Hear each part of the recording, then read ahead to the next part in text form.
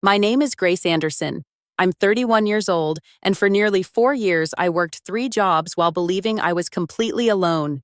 I worked night shifts as an nurse, picked up weekend agency work, and taught CNA classes just to survive. Still, some weeks I had to choose between groceries and gas. Then one night, everything changed. At my grandfather's 80th birthday dinner, he smiled at me from across the table and asked a question so casually, like it meant nothing. "Grace, how's that $7,000 monthly check treating you, sweetheart?" I froze. My fork stopped halfway to my mouth. I stared at him because I had no idea what he was talking about. $7,000? Monthly? Check? I had never received a single payment. Not once. But my grandfather looked proud, happy, relieved, like he'd been helping me for years. That was the moment something inside me shifted because suddenly all the things that never made sense started connecting. My sister's luxury vacations, my mother's disappearing panic about money, the expensive handbags, the new car, and my own life? I was rationing gas money. I was reheating leftover noodles in my car. I was counting quarters before payday. Someone had been taking money meant for me. The truth is, people always assumed I had everything under control. I was calm under pressure. In the ER, that matters. When alarms screamed, when families panicked, when seconds decided whether someone lived or died, I stayed steady. That's what everyone knew about me. What nobody knew was how exhausted I really was. Most mornings, I got home after a 12-hour shift with my legs shaking from fatigue. I lived alone in a tiny apartment with cheap rent, thin walls, and a broken kitchen drawer. I told myself it was temporary, just until things got better. But somehow temporary turned into years. My student loans ate half my paycheck. Gas prices kept rising. Rent kept rising. Everything kept rising except my bank balance. I tracked every dollar. Bills, loans, groceries, gas, every single one. And still, the numbers never worked. Some weeks I skipped meals without telling anyone, not because I was starving, but because math is math. If spending $12 on lunch meant I'd be short on gas by Friday, lunch lost. I never asked for help. Not from my mother, not from my sister, not from anyone. I told myself I was independent, strong, capable. But looking back, maybe I was just afraid. Afraid that needing help would make me weak. So I kept pushing, quietly drowning, quietly surviving. My younger sister Sloane was everything my mother loved to show off. Beautiful, charming, always perfectly dressed. She ran a luxury wedding planning business, or at least that's what she told people. Social media made her life look perfect. Beach vacations, designer handbags, luxury brunches, weekend spa trips. My mother adored it. "Look at your sister," Mom would say. "She knows how to live." I learned what that sentence really meant. Grace works, Sloane shines, Grace sacrifices, Sloane deserves. I was the reliable one, the strong one, the daughter who never caused trouble. Need help? Call Grace. Need someone to sacrifice? Grace will do it. Sloane had different rules. When Sloane made mistakes, someone rescued her. Usually Mom. Always Mom.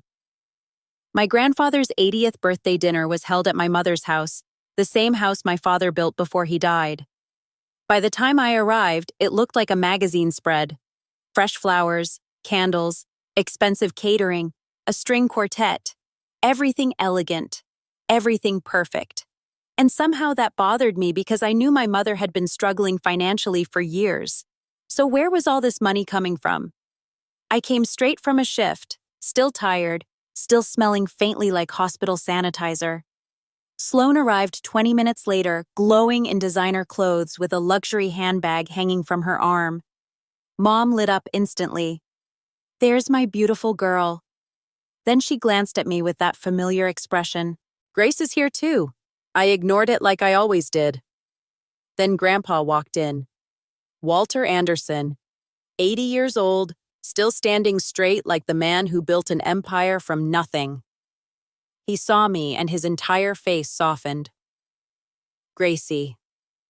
He hugged me tightly, and when he pulled back, he looked relieved, proud, satisfied.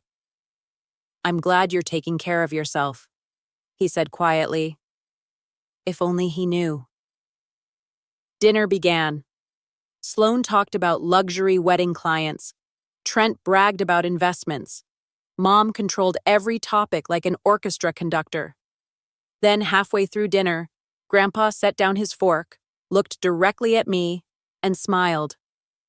Grace, how's that monthly check treating you? Silence. Everything stopped. What? I asked. He chuckled softly. The check, sweetheart. The $7,000 one. My heart stopped. I forced out the only honest answer. I don't know what you mean. The room changed instantly. Mom's hand tightened around her glass. Sloane's smile disappeared. Trent stopped chewing. Grandpa frowned, confused. What do you mean? I've been sending it every month. Every month? My pulse thundered in my ears. Mom moved fast, too fast. She stood up suddenly. Dad, before I forget, come see the photo album. Her voice was bright, fake bright. She touched his arm, steering him away like she needed him gone now. I watched everything, every movement, every expression. In that moment, I knew something was terribly wrong. I didn't have proof yet, but I had instinct, and my instincts had never failed me in the ER. Someone at that table was lying. I drove home that night in complete silence. No music, no podcast, nothing. Just one sentence repeating in my head like a heartbeat. How's that monthly check treating you? $7,000 every month. That number didn't even feel real. That was more than enough to pay my rent, clear my debt, and completely change my life. According to my grandfather, he'd been sending it to me regularly. I barely slept. Every time I closed my eyes, I saw my mother's face at dinner. That split second of panic, that forced smile, that desperate interruption. She knew something. I felt it. The next morning, after only 3 hours of sleep, I dragged myself to my apartment mailbox. Bills, coupons, junk mail, and one thick envelope. Official-looking, white paper, accounting firm logo. My name typed clearly on the front. Grace Anderson. I frowned. Nobody official ever wrote to me unless they wanted money. I carried it upstairs and opened it at my kitchen counter. Inside was a tax statement. At first, it looked like boring accounting language. Then my eyes landed on one sentence that made everything stop. Annual gifts to Grace Anderson made on behalf of Mr. Walter Anderson. I read it again. Then again. Then I saw the number. $84,000. My knees weakened and I sat down on the kitchen floor. $84,000. In 1 year. I scanned every line. I'm a nurse. I read charts for a living. The document was clear. According to legal tax records, my grandfather had gifted me $84,000 last year alone. That meant he wasn't lying. He really had been sending money for years, and I had never received a single dollar. My first reaction wasn't crying. It wasn't anger. It was verification. I grabbed my phone and opened my banking app, then downloaded years of statements, month by month, deposit by deposit, salary, overtime, agency payments, CNA teaching checks, every transaction, every dollar. Nothing. No mystery deposits, no large transfers, not once. That's when the truth hit me. My grandfather had sent the money. The bank had processed the money. Someone had received the money. Just not me. Someone had stolen it. Deep down, I already knew where to look first. Family. That night I called my mother and kept my voice calm, neutral. Hey, Mom, I said. Random question. Has Grandpa ever sent anything to me through you? Silence. Just half a second, but long enough. Then she laughed softly, too softly. What kind of question is that? I stared at the wall. I got some tax paperwork today. Another pause. Then her voice changed. Gentle, warm, dangerously controlled. Grace, sweetheart, you're exhausted. You're working too much. You're probably misunderstanding whatever paperwork you got. There it was.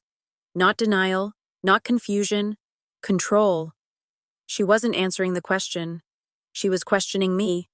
Classic redirection. I felt cold.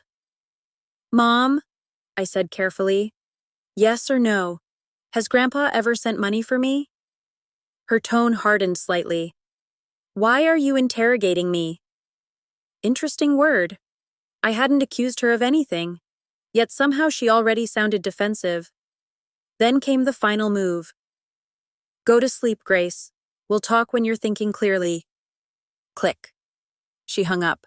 No tears, no anger, just clarity. She knew. A week later, Mom called and asked if I could help clean the spare room. I almost said no. But another part of me, the part that had stopped trusting coincidence, said yes. The next afternoon, I arrived at her house. Same polished kitchen, same spotless counters, same perfect image. She smiled like nothing had happened. Coffee? She asked. No thanks. She disappeared into the kitchen anyway. That's when I saw it. Her laptop, open, on the desk, screen still active, online banking page. For 2 seconds, I just stared. This was wrong. I knew that. But then another thought hit me. Stealing from your own daughter crosses a bigger line. I moved fast and sat down. Transaction history, deposits, transfers, bills. Then I saw it. A deposit. $7,000. Date. 1st of the month. Description. Transfer received. My breath caught. I scrolled upward. Another. $7,000. Previous month. Another. Then older entries. $6,000. $5,500. $5,000. Month after month. Year after year. Regular as a heartbeat. Grandpa's money. It was going to her account. Not mine. But that wasn't the worst part. Directly below each deposit, usually within 24 hours, there was another transaction. Outgoing transfer. Same amount. Every time. To another account. Same last 4 digits. Again. Again. Again. Why did those numbers feel familiar? Then it hit me. Months earlier, Sloan had written me a check while splitting Grandpa's Christmas gift. I had glanced at her account number by accident. Same last 4 digits. My blood ran cold. The money wasn't staying with Mom. She was moving it to Sloan. Every month. For 4 years. I quickly pulled out my phone and took photos. Every screen. Every transfer. Every date. Proof. At least partial proof. Then a voice behind me cut through the room like ice. What exactly are you doing? I froze. Sloan. Standing in the doorway, arms crossed, eyes sharp, watching me. My pulse exploded, but my face stayed calm. Always calm. I slowly turned. I'm helping Mom clean. She narrowed her eyes. On her bank account? Silence. The room felt smaller. Dangerous. One wrong move and everything would explode too early. So I smiled. Small, controlled, and said nothing. Because silence makes guilty people talk. Sloan stepped closer. What were you looking at? Her voice was controlled, but I heard the crack underneath it. Fear. I stood up calmly. Nothing important. She didn't blink. That didn't look like nothing. I shrugged. Then maybe you should ask Mom why her banking screen was left open. That hit. I saw the flicker. Tiny but real. She was calculating. Trying to figure out what I knew. Then she changed tactics. Grace, you always do this. I tilted my head. Do what? Overthink. Create problems where none exist. Gaslighting. Again. Same family strategy. Make Grace doubt herself. But something had changed. This time, I wasn't doubting. I stepped closer and asked one simple question. Why are you scared? Her smile disappeared instantly. She leaned toward me. I'm not scared. I held her gaze. No? Then why are your hands shaking? She looked down for 1 second. Too late. I'd seen enough. I walked toward the door, then stopped. Without turning around, I said quietly, if there's nothing to hide, you should have nothing to worry about. That same week, I met a lawyer named Dana Whitfield. Small office, stacks of files, sharp eyes. The kind of woman who had seen every ugly version of family betrayal. She listened to everything. The checks, the transfers, the lies, the fake confusion. When I finished, she folded her hands and said the sentence that changed everything. Grace, if someone endorsed checks in your name and deposited them elsewhere, that isn't family drama. I swallowed. What is it? She looked directly at me. Potential felony fraud. The words hit like ice water. Felony, fraud, criminal, not immoral, not unfair, criminal. I whispered, so what do I need? Dana didn't hesitate. The back of one check. I frowned. What? The endorsement signature. That tells us who signed your name. And once we have that, she paused, we'll know exactly who stole from you. There was just one problem.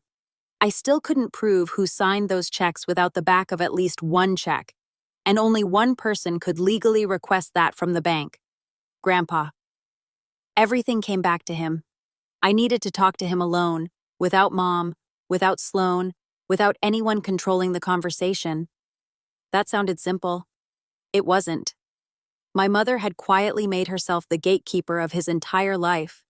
She answered his phone, managed his calendar, handled his mail, scheduled his appointments, controlled access, and everyone thanked her for it, including him. I called Grandpa's house 3 times that week. Every single time Mom answered. Dad's resting. Dad's out. Dad's sleeping. I'll tell him you called. He never called back. By the 4th day, I stopped pretending. She was blocking me deliberately. Then I remembered something. Grandpa still checked his own mailbox every morning. Old habits.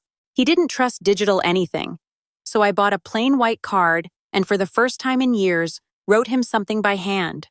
Real handwriting. My handwriting. Not forged. Mine. I wrote, Grandpa, I need to speak to you alone. No one else. Please trust me. There's something important you need to hear directly from me. Grace.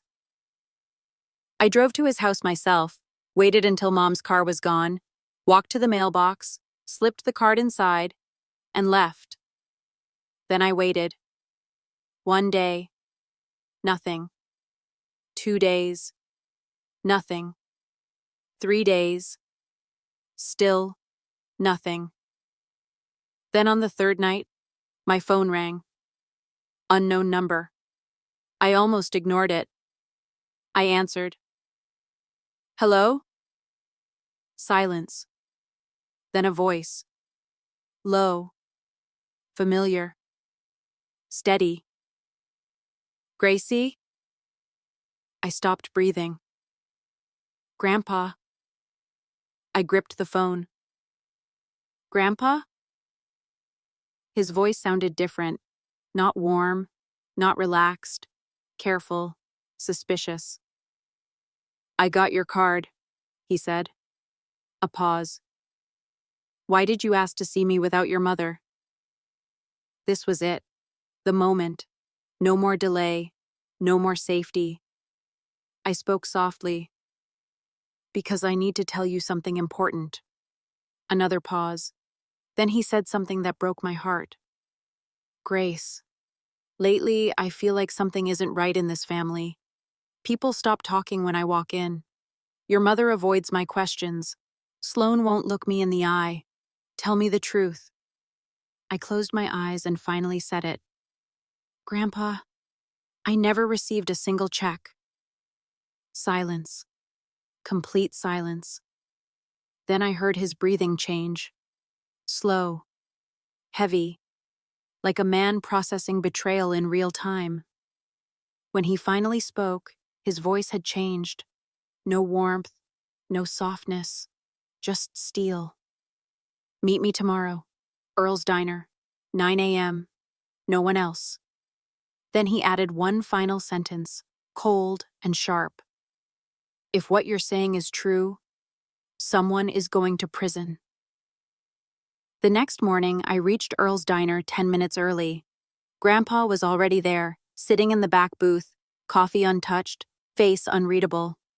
But something about him felt different, harder, older, like one terrible truth had aged him overnight. I sat down across from him. Neither of us spoke for a moment.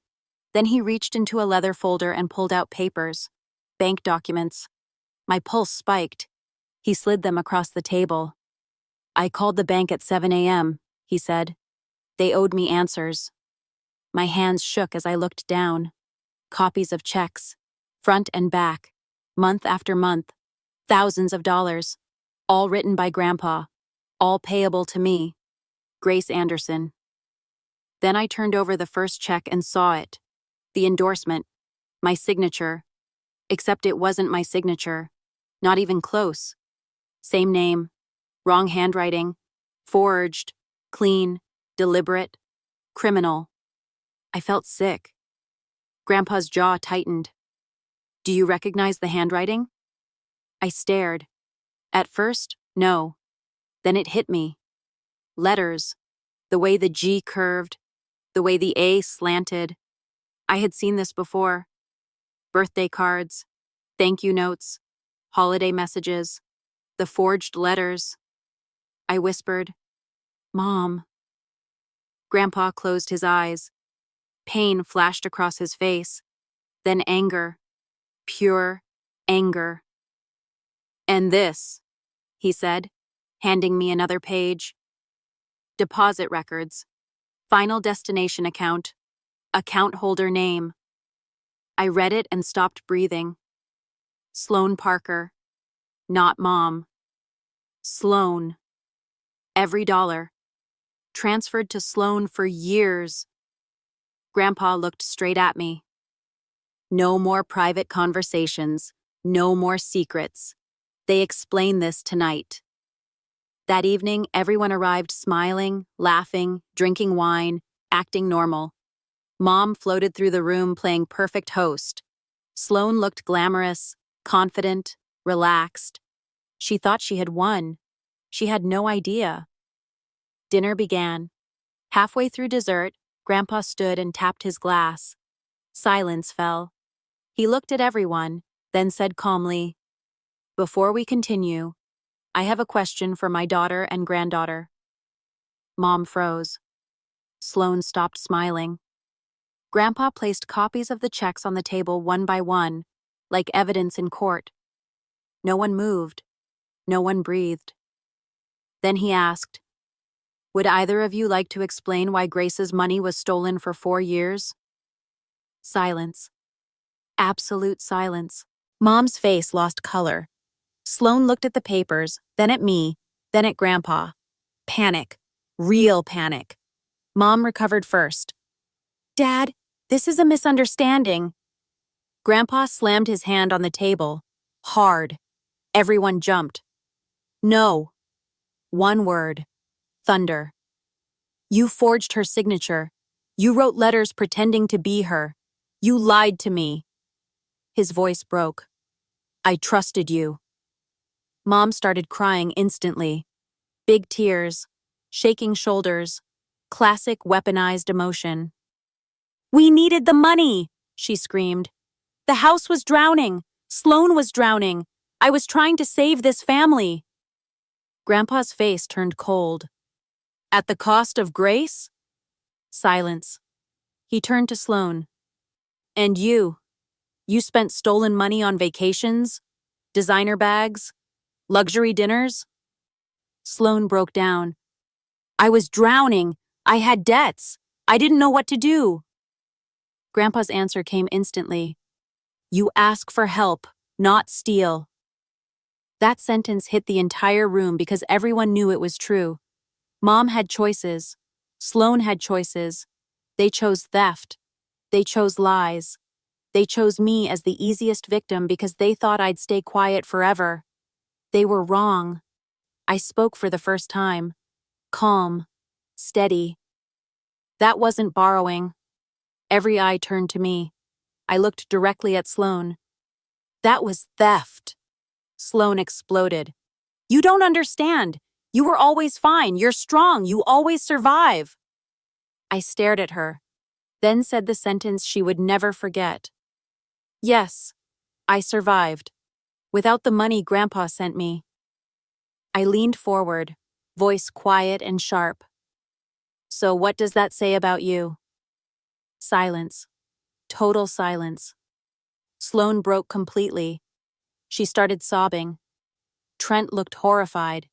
Guests stared. Nobody defended them. Because proof destroys lies, and truth doesn't need to scream. It only needs receipts. The room stayed silent for what felt like forever. Then Grandpa did something nobody expected. He pulled out his phone right there in front of everyone and dialed a number. Mom's eyes widened. Dad? What are you doing? His voice stayed cold. Fixing my mistake. Then he said, Yes, this is Walter Anderson. I need to report financial fraud and forgery. Mom collapsed into her chair. Sloane went pale. Trent stood up in shock. Grandpa raised one hand, silencing everyone. You had 4 years to tell the truth. Within weeks, everything collapsed. Bank investigators got involved. Law enforcement reviewed the forged checks. Handwriting experts compared signatures. The fake thank you letters became evidence. Mom was charged with forgery, financial fraud, and identity-related theft. Sloane wasn't spared either. Receiving stolen funds, conspiracy, financial misconduct. Trent filed for divorce 3 months later. Sloane lost her business. Clients disappeared overnight. Mom lost the house, the same house Dad built, the one she said she stole to protect.